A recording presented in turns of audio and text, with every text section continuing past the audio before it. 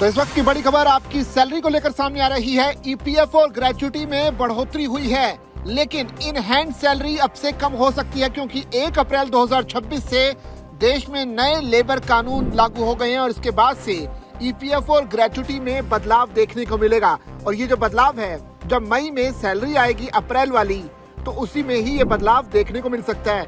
आखिर बदलाव क्या क्या होगा, ये एक बड़ा सवाल है क्योंकि हर किसी की निगाहें इसी बदलाव पर टिकी हैं कि ग्रेच्युटी तो बढ़ जाएगी, ईपीएफओ भी बढ़ जाएगा, तो क्या आपकी इन हैंड सैलरी पर असर पड़ेगा?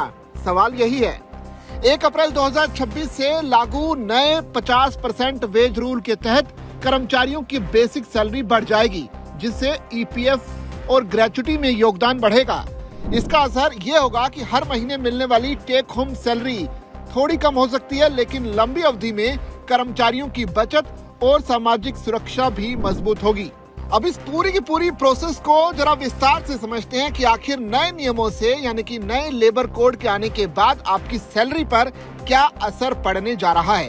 दरअसल नए नियमों के मुताबिक किसी भी कर्मचारी की कुल सैलरी यानी कि सीटीसी में बेसिक सैलरी, डीए यानी कि डियरनेस अलाउंस और रिटेनिंग अलाउंस मिलाकर कम से कम 50% होना जरूरी है। पहले कई कंपनियां बेसिक सैलरी को कम रखकर एचआरए, बोनस और अन्य अलाउंस ज्यादा दिखाती थी, जिससे कर्मचारियों की इन हैंड सैलरी ज्यादा नजर आती थी, लेकिन अब ऐसा करना संभव नहीं होगा। अगर अलाउंस 50% से ज्यादा होते हैं तो अतिरिक्त हिस्सा बेसिक सैलरी में जोड़ दिया जाएगा। इस बदलाव का सबसे बड़ा असर ईपीएफ यानी कि एम्प्लॉइज प्रोविडेंट फंड पर पड़ेगा, क्योंकि ईपीएफ का कैलकुलेशन बेसिक सैलरी के आधार पर ही होता है। इसलिए बेसिक बढ़ने से पीएफ में कर्मचारी और कंपनी दोनों का योगदान भी बढ़ जाएगा। इसका मतलब यह है कि हर महीने आपकी सैलरी से ज्यादा कटौती होगी और आपका टेक होम सैलरी थोड़ा कम हो सकता है। हालांकि ये पैसा आपकी भविष्य की बचत को मजबूत भी करेगा। ग्रेच्युटी के नियमों में भी बड़ा बदलाव आया है। अब फिक्स्ड टर्म और कॉन्ट्रैक्ट कर्मचारियों को सिर्फ 1 साल की नौकरी के बाद भी ग्रेच्युटी का लाभ मिल सकेगा, जबकि पहले इसके लिए 5 साल का इंतजार करना पड़ता था।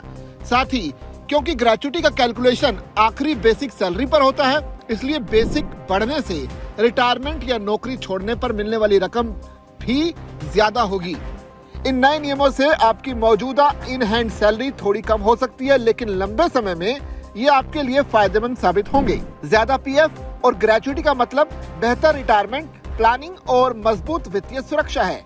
आसान शब्दों में कहें तो ये बदलाव आज की कम कमाई लेकिन कल की ज्यादा सुरक्षा का फॉर्मूला लेकर आया है, जो कर्मचारियों के भविष्य को सुरक्षित बनाने की दिशा में एक बड़ा कदम साबित हो सकता है। इस पूरी खबर पर आपकी क्या राय है, आप कमेंट करके हमसे साझा कर सकते हैं और इसी तरह की खबरों के लिए बने रहिए जागरण बिजनेस के साथ।